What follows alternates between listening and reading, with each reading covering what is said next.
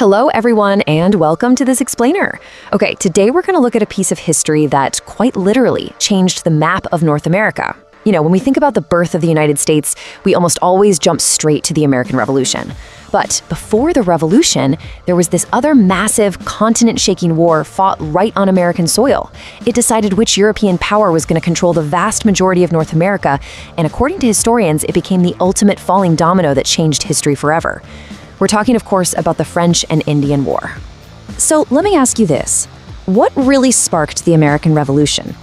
We've all heard the greatest hits, right? The Boston Tea Party, the taxes, the Declaration of Independence. But to actually understand why the colonists decided to rebel, we kind of have to shift our perspective. The real answer actually lies in an earlier, often overlooked conflict. The seeds of revolution, they were planted years before the first shots were fired at Lexington and Concord. And as you'll see today, one major global event perfectly set the stage for the next. Let's get right into part one. 2 empires, 1 land. And this brilliantly illustrates the core of the problem. We're jumping back to the mid-1700s, and it really comes down to 2 totally different approaches. So the French controlled this huge, sprawling stretch of territory from Canada all the way down through the Mississippi and Ohio River valleys. They relied heavily on the fur trade, building deep, widespread alliances with various Native American nations instead of heavily populating the area with big European towns. But on the flip side, you've got the British. Their 13 colonies were growing incredibly fast right along the eastern coast. And these colonists were eager, and I mean really eager, to push westward. They didn't just want trade routes, they wanted to clear the land for farming and permanent settlement. So you have these 2 very different empires actively crowding each other on the exact same continent. Which brings us to the ultimate collision point, the Ohio River Valley. Both of these massive empires claimed rights to this exact same region. For the French, it was the vital link connecting their Canadian territories to their southern holdings, but for the British colonists, it was the obvious next step for their westward expansion. By the early 1750s, tensions over this specific piece of land were just skyrocketing. Both sides wanted it, neither was going to back down, and honestly, the whole situation was a powder keg just waiting for a spark. And that takes us to Section 2, Washington Sparks Award. Now, what's really interesting about this moment is who actually lit that spark in the woods. According to historical sources, fighting broke out in the Ohio Valley in 1754. But it wasn't some grizzled veteran general who started it. Nope, it was a young, relatively unknown officer in a British uniform leading a small force that crashed right into French troops. Yeah, a 22-year-old George Washington inadvertently set off the powder keg. Historians often point to this early, localized confrontation as the literal spark that escalated into a much larger, incredibly deadly war. And when I say a larger war, I mean a global one. What started as a skirmish in the North American woods blew up into the 7 Years' War. This was a massive, sweeping global struggle fought across Europe, Asia, and North America. Locally here, we remember it as the French and Indian War. That name actually comes from the specific alliances that defined the North American theater, where French forces and many Native American nations fought side by side against the British. But we really have to be careful not to oversimplify things here. Native American involvement was incredibly strategic. While many nations allied with the French, some actively fought alongside Britain, and others, they decided to remain strictly neutral. These sovereign nations were making highly complex choices, picking sides or sitting it out based entirely on their own political goals and trade relationships at the time. They were key players trying to navigate a rapidly changing map.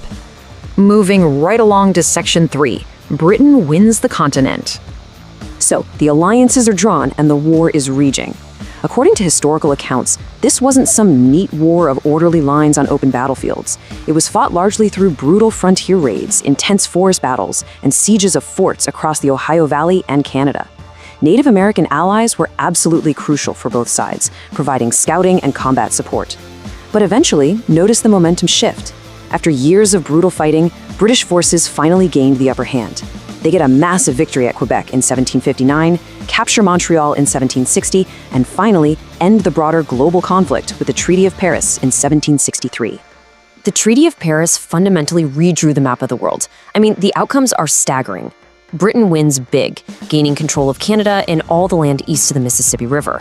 Spain, who was an ally of France, actually gets the Louisiana Territory out west. And France is forced to give up nearly all of its territory in North America.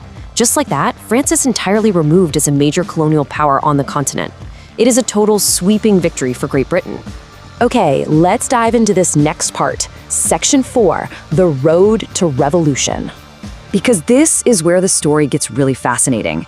Britain has just won its greatest triumph, but this massive victory had a profound, completely unintended domino effect. The crucial point here is that wars are incredibly expensive. Historians point out that while Britain won the war, they were basically drowning in war debt. So, to pay it off, the British government starts heavily taxing its American colonies. Cue the famous Stamp Act. Then, Britain issues the Proclamation of 1763. Remember that Ohio River Valley the colonists wanted so badly?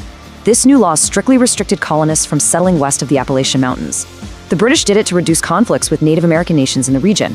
But man, this combo of heavy taxes and strict boundaries led straight to some completely outraged colonists. Think about the deep, painful irony here. The colonists had literally just spent years bleeding and fighting alongside the British Army to win the Ohio Valley.